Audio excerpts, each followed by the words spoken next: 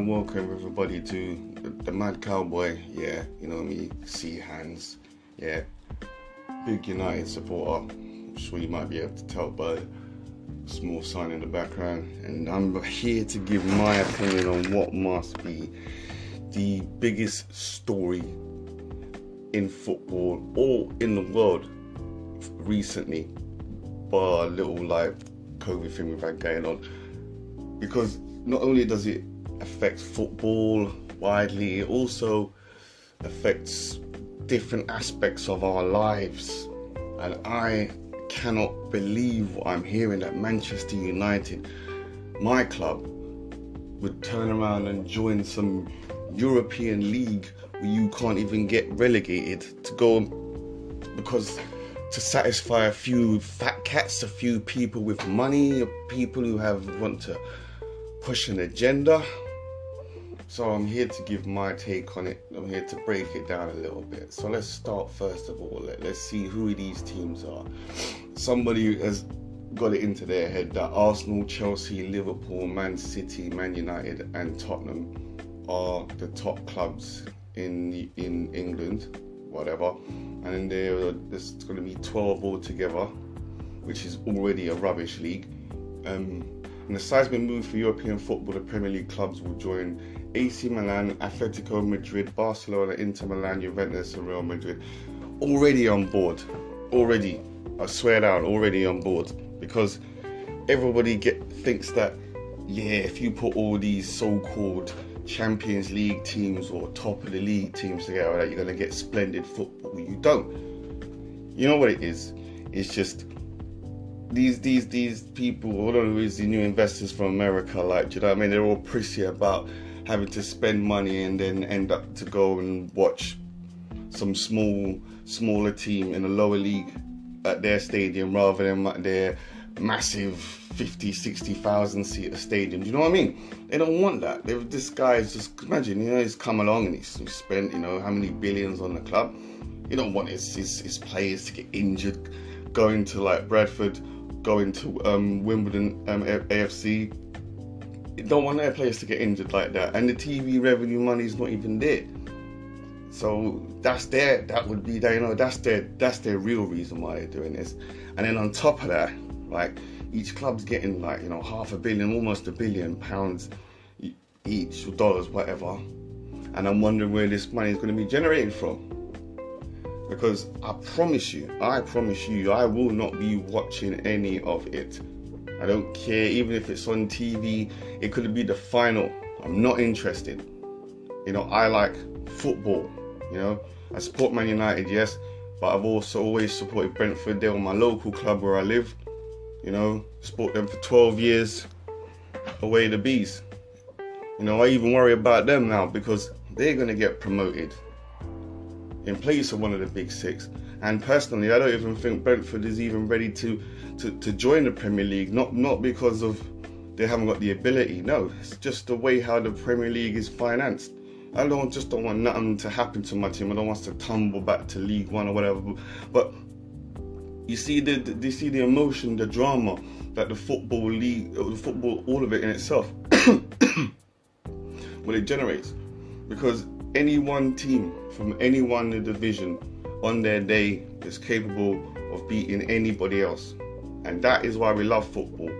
If you have a series where nobody has got the chance of being in it and even beating one of the top teams, that's not football. Why do you think American soccer is referred to as conference? It's conference football. Check it, yeah? It's their football is not league football. It's just conference football. It's that level. They always come over here, they'd have to start at the beginning and they'd never break out.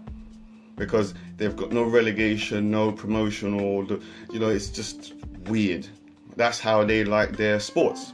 They don't see it as people should get thrown out of a league or jeopardize all of their billions only for their club to fall through the trapdoor and end up having to get more money to finance it. They don't like that idea.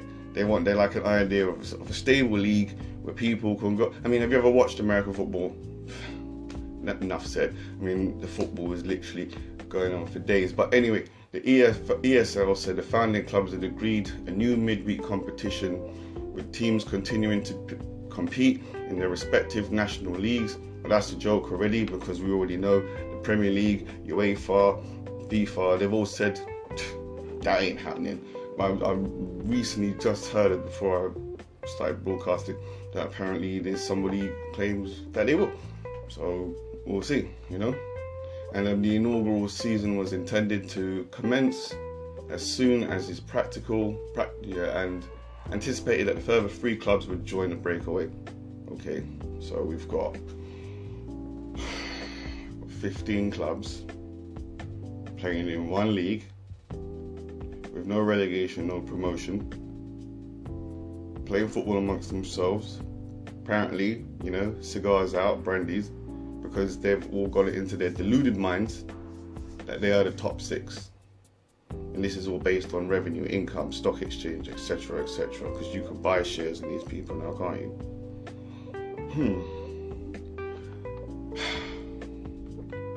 UK Prime Minister Boris Johnson, UEFA and the Premier League condemned the move. Speaking on Monday, the Prime Minister said he was going to do everything he could with the football authorities to make sure that this doesn't go ahead in the way it's currently being proposed.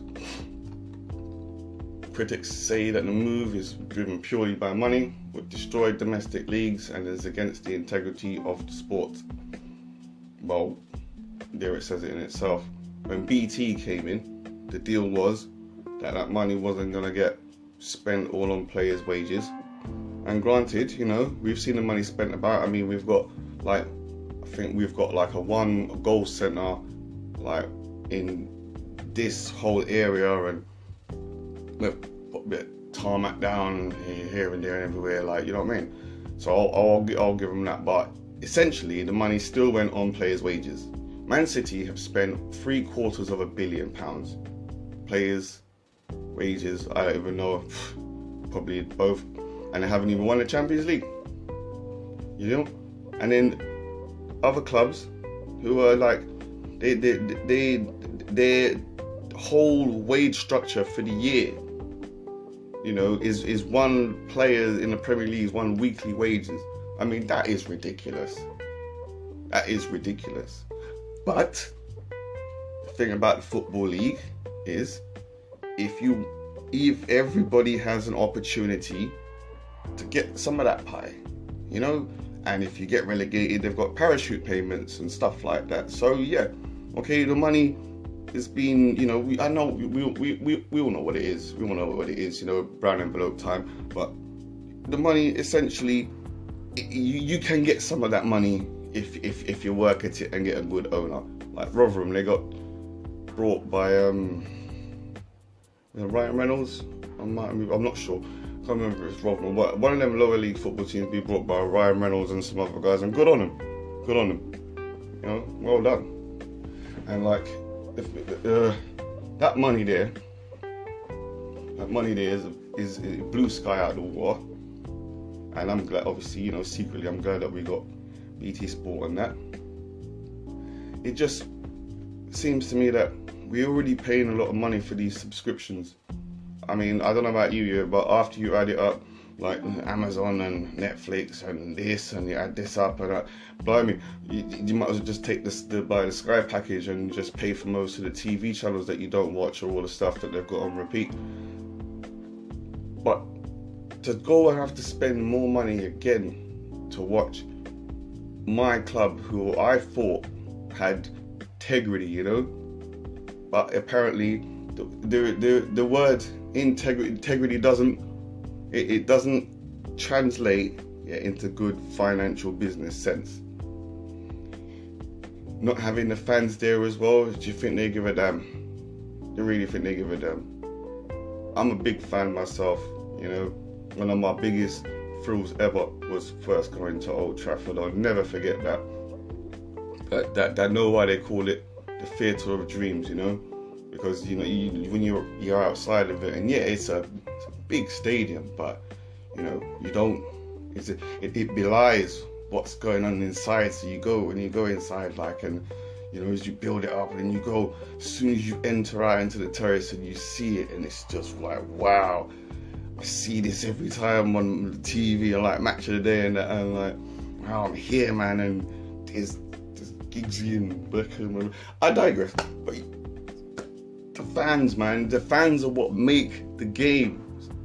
And the fans are the ones that are suffering, me included, unfortunately, for our own entertainment. Because so much as we moan, so much as we might go on about it, the likelihood is most people are going to end up paying for it anyway, or most people are going to end up watching it anyway. And I personally wish that everybody, because I've heard every single football fan, something I never thought I'd ever hear in my life. Every football fan talk with one voice, and every single one of us stood up and said, no, we're not having that. You know why? Because you can't do that. You can't do, because you're robbing the fans of football. You're robbing them of the experience of what football and what sport is all about. It's a pretty mundane existence, man, when you check it out. We spend most of our days working for the man, and on the weekends we spend all of that time getting completely blitzed in order to forget about going back to work. And that's, and then we watch a few existence is not exactly that brilliant. And granted, football is definitely something for the boys, but I love the fact that like the girls are involved, and I watch all of the women's football league now, because I didn't really understand it about like before, but now I'm watching it, and I'm slowly getting to learn it. And I love the fact that all of us, every single one of us, I've stood up and said no, and we've all seen all these people have like exposed themselves, they've taken their mask off, we've seen the beast now, every single one of us, and we must all unite and join together and refuse to pay. Don't watch their program, don't go to their games, don't have them play for a football. If okay, in the short term everything might seem a bit rubbish, but who cares? In my opinion, if they want to go, let them go.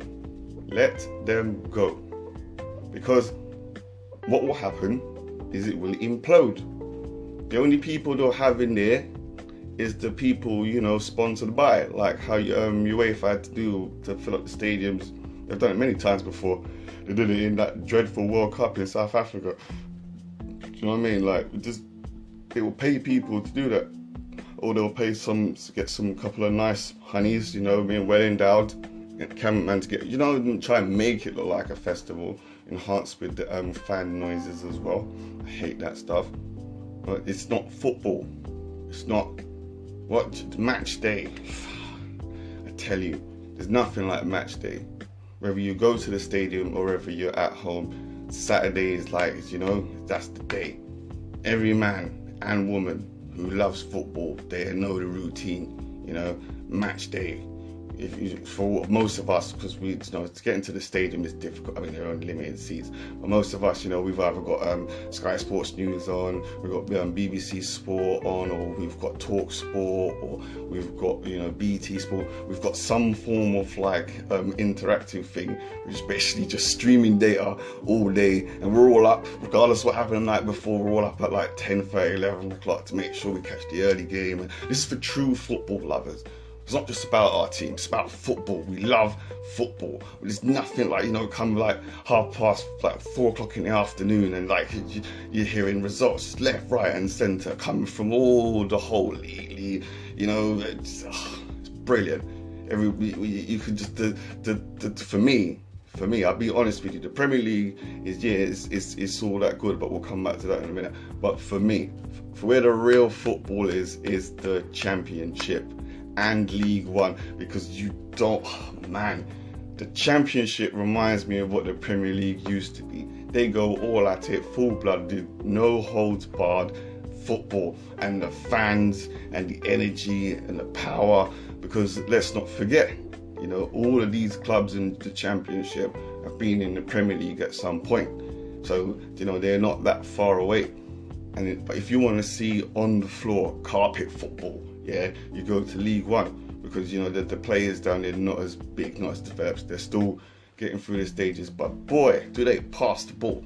You know, and them guys, they know about the theory of one touch, you know.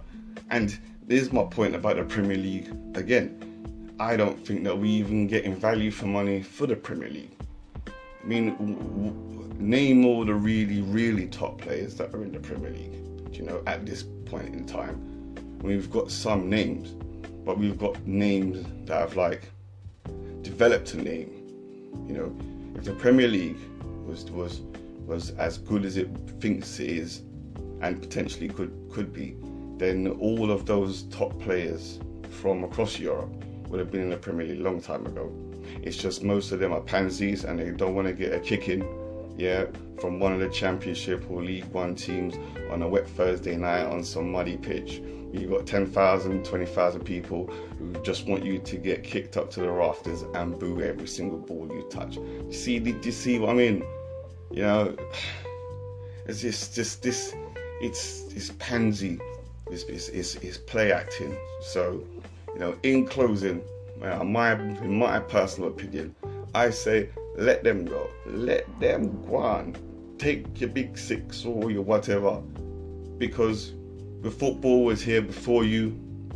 The football will go on after you. And then we might actually get down to some proper football. You know, and then think about it, you know, even FIFA, you know, bloody hell, you know, FIFA, you know. We've got FIFA, UEFA, with all of the football federations all clubbing together, all of the football fans, all you football girlies out there. Oh my God, oh man, all the man them, all the guys, you know what I mean? See what I mean? That is what football is all about.